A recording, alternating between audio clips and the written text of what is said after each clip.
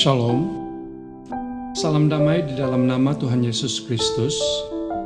Bertemu lagi di channel ini. Kiranya saudara semua dalam keadaan yang baik untuk memulai sepanjang minggu ini. Renungan pada hari ini adalah tentang vaksin tanpa daftar. Mari kita berdoa sebelum merenungkan firman Tuhan. Kami bersyukur pada hari ini Tuhan, karena anugerah kebaikan-Mu di dalam hidup kami. Terima kasih untuk kesempatan yang sentiasa Engkau berikan untuk kami, agar dapat merenungkan firman-Mu.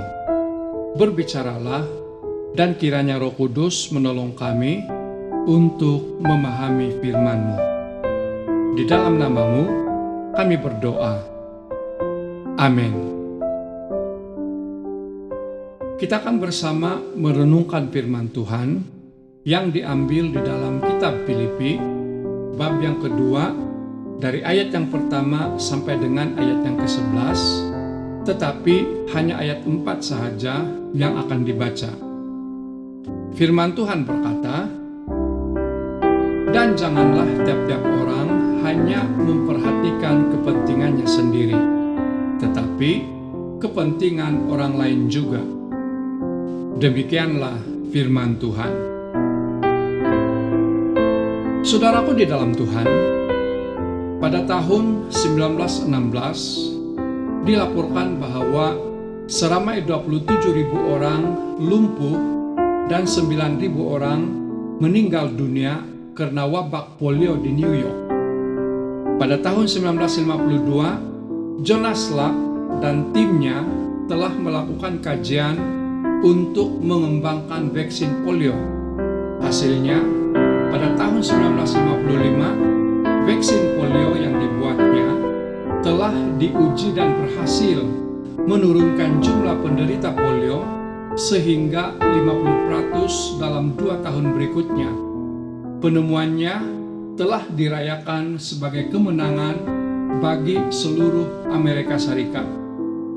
Bahkan ramai orang di seluruh dunia juga merasakan manfaat penemuan tersebut. Yang menariknya, Salk tidak pernah mendaftarkan vaksin temuannya sehingga vaksin tersebut dapat digunakan secara meluas oleh sesiapa sahaja.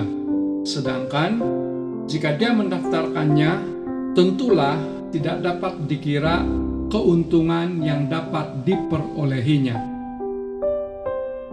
Saudara, kalau saja Jonas Salk mementingkan dirinya sendiri, tidak dapat dibayangkan berapa ramai lagi orang yang akan menderita korban polio pada waktu itu. Tetapi hasratnya untuk menyelamatkan orang lain yang diwujudkan dari tindakannya yang tidak mementingkan diri sendiri telah menjadi berkat bagi sekian ramai orang di seluruh dunia. Saudaraku di dalam Tuhan, sebagai orang percaya, kita juga diperingatkan agar tidak mementingkan diri sendiri. Sebaliknya, kita harus menjadikan orang lain lebih utama dari diri kita sendiri sebagai ciri kekristenan yang sejati. Sebagaimana teladan Yesus yang tidak menganggap kesetaraannya dengan Allah sebagai milik yang harus dipertahankan, melainkan merendahkan dirinya agar manusia diselamatkan dari kematian yang kekal. Oleh anugerahnya, kita juga dapat belajar untuk mengutamakan kepentingan orang lain. Selain itu, saudara dan saya juga tidak perlu ragu-ragu dan takut untuk menerima vaksin COVID-19 yang akan diberikan kepada kita semua. Karena tujuannya adalah untuk kebaikan kita sebagai masyarakat yang tinggal di negara ini. Marilah menyokong usaha kerajaan ini, apalagi untuk usaha melumpuhkan penularan virus COVID-19 dan demi menjaga kesejahteraan dan keselamatan kita sebagai rakyat yang tinggal di negara ini. Saudara, tidak mementingkan diri sendiri adalah satu kesempatan bagi semua orang. Kiranya diberkati. Marilah kita berdoa. Tuhan, terima kasih karena Engkau sudah berfirman. Ajari kami agar tidak hanya menjaga kepentingan diri kami sendiri, tetapi juga belajar merendahkan diri untuk mengutamakan orang lain.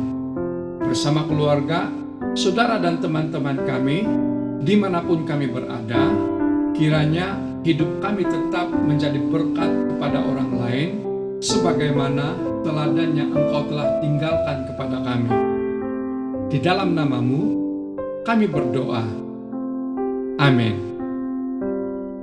Kiranya Roh Kudus akan terus menolong kita untuk memahami perkongsian ini.